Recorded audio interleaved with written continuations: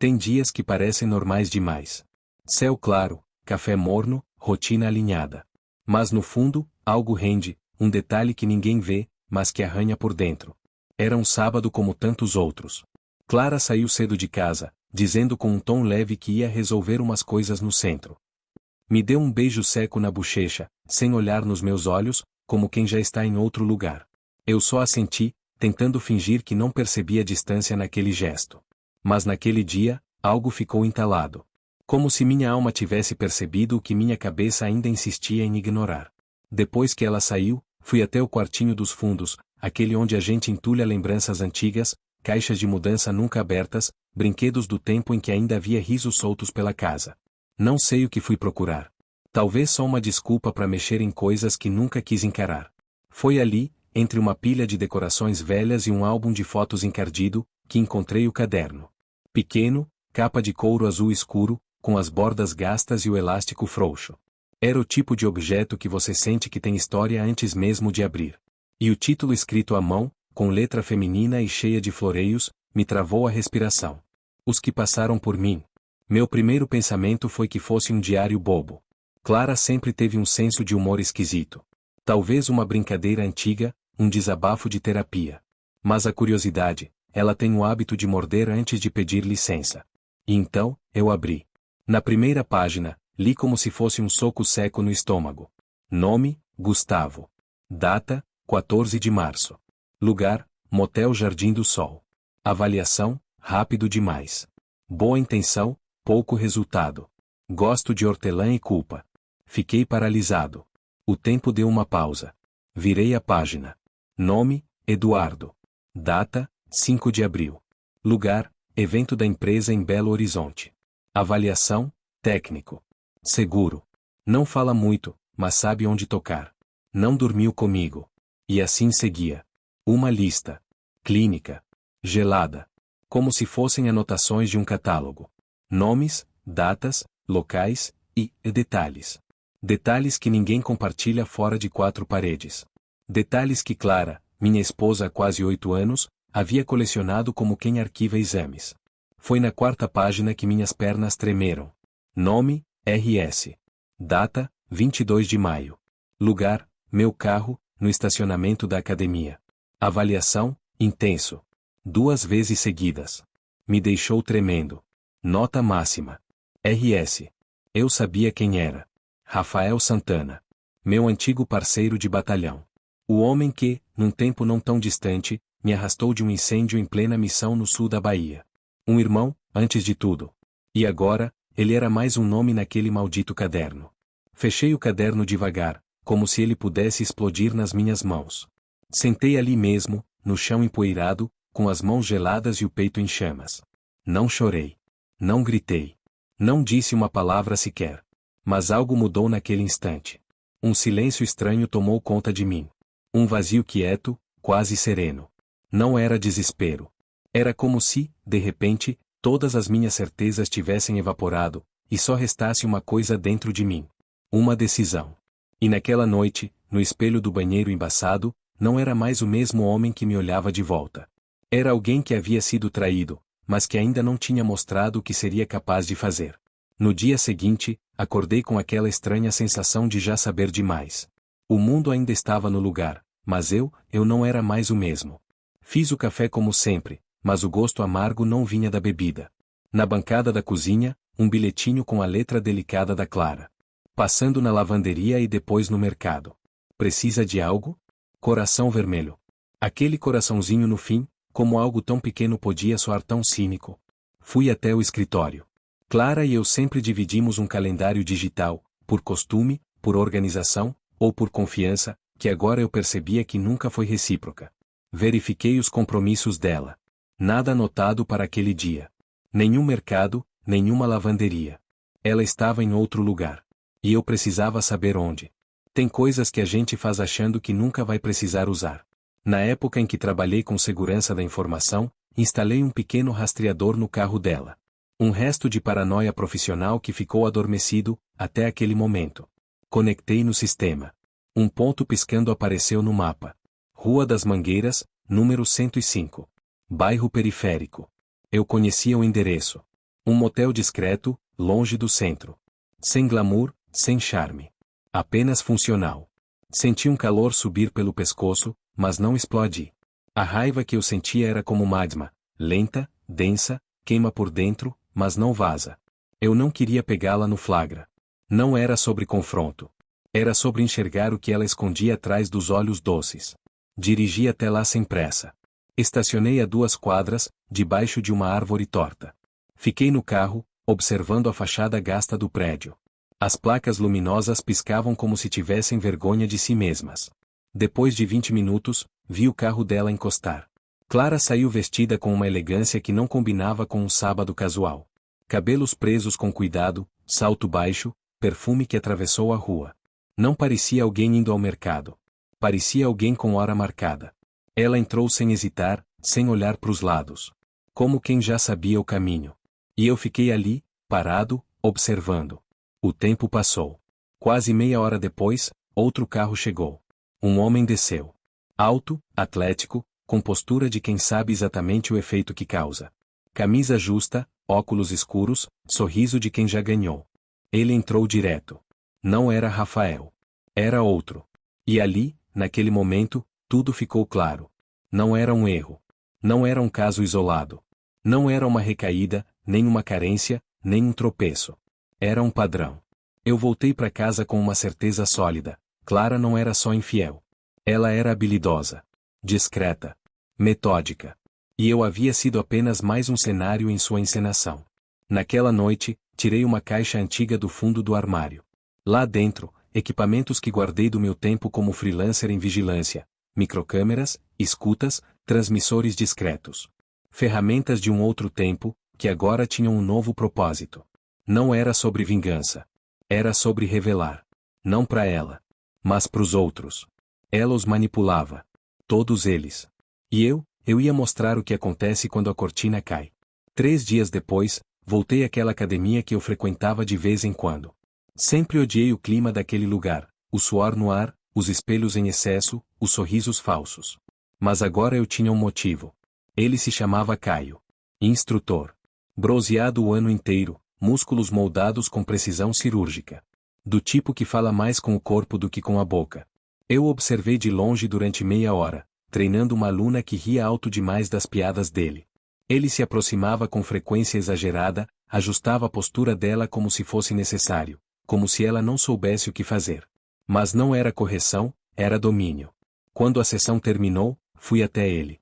Boné baixo, expressão neutra. Um cliente comum. Tá aceitando aluno novo? Perguntei. Ele olhou para mim como se me pesasse em uma balança invisível. Quer ganhar massa ou perder barriga? Quero silenciar minha cabeça, respondi. Ele sorriu. Do jeito que só predadores sorriem quando sentem o cheiro da presa. 3 dias depois, começamos. Agachamento, prancha, flexão. Eu fingia ser o cara quebrado, recém-separado, tentando reconstruir a vida. Uma história falsa, mas convincente. Ele adorava. Adorava tanto que começou a se abrir. Rapaz, se eu te contar. Hoje em dia, mulher casada é que mais aparece aqui. Você acredita? Sorri com os lábios. Fiquei em silêncio. Ele tomou isso como permissão para continuar. Eu nem vou atrás. Mas quando elas vêm, que cê vai fazer, né? Negar é feio. Depois, abaixou a voz. A confidência virando confissão. Tô com uma agora. Loira. Trabalha com comunicação. Casada, mas vive como se fosse solteira.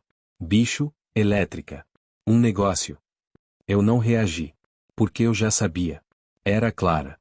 O jeito que ele descreveu o jeito dela, o sorriso, a forma como mexe o cabelo, a energia. Era inconfundível. Mas Caio não fazia ideia de quem eu era. No dia seguinte, levei um café para ele. Uma espécie de ritual. Começamos a trocar mensagens, marcar treinos fora do horário.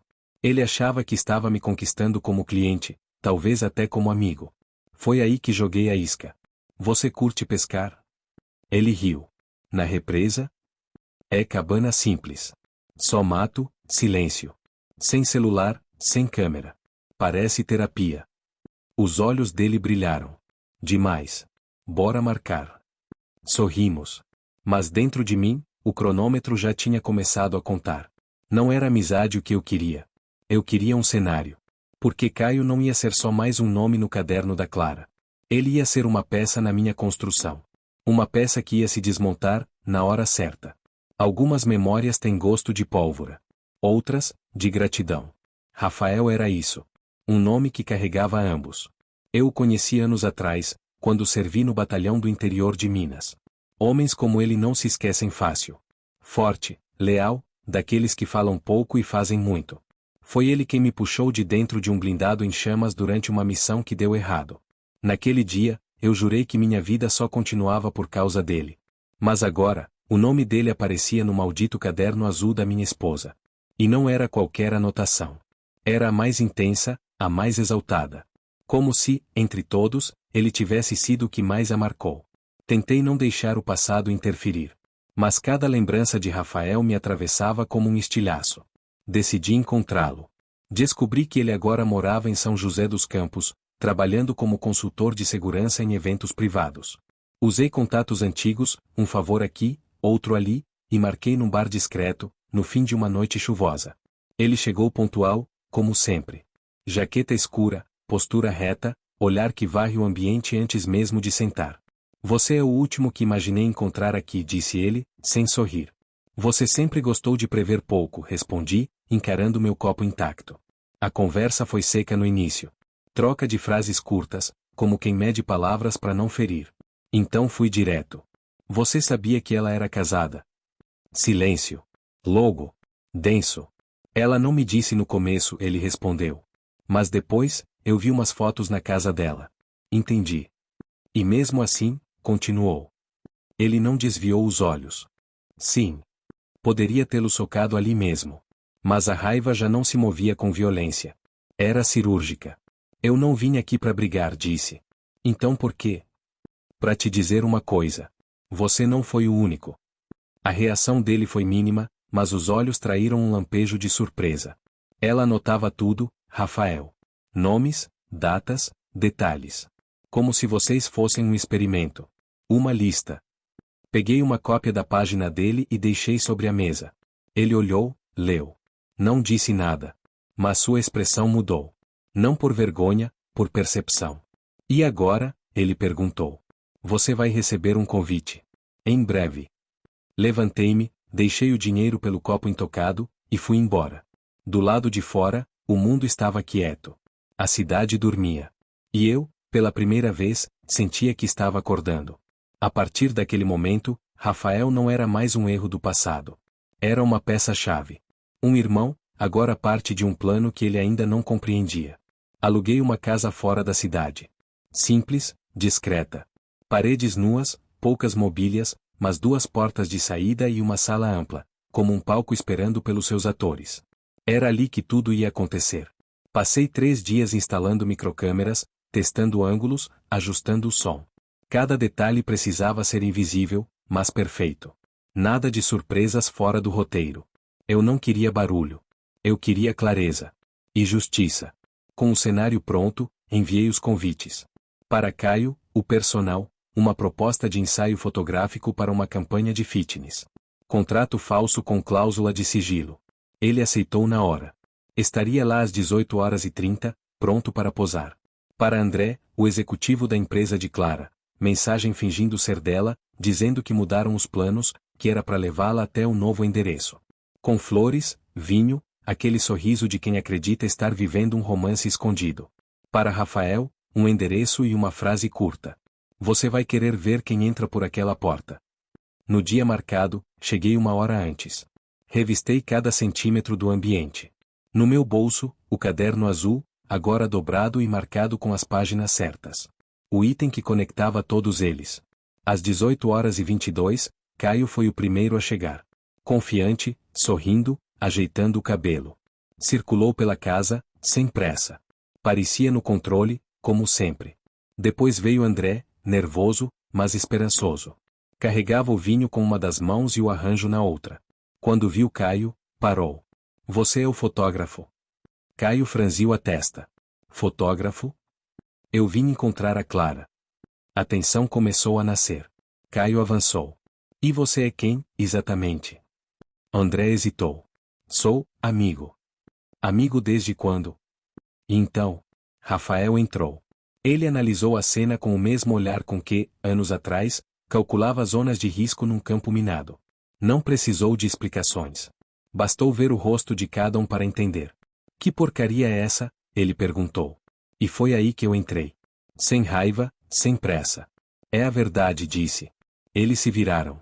Silêncio absoluto. Vocês estão aqui porque foram escolhidos. Não por ela. Mas por mim. Coloquei o caderno sobre a mesa. A capa azul parecia mais pesada agora, como se carregasse todas as verdades que ninguém queria ler.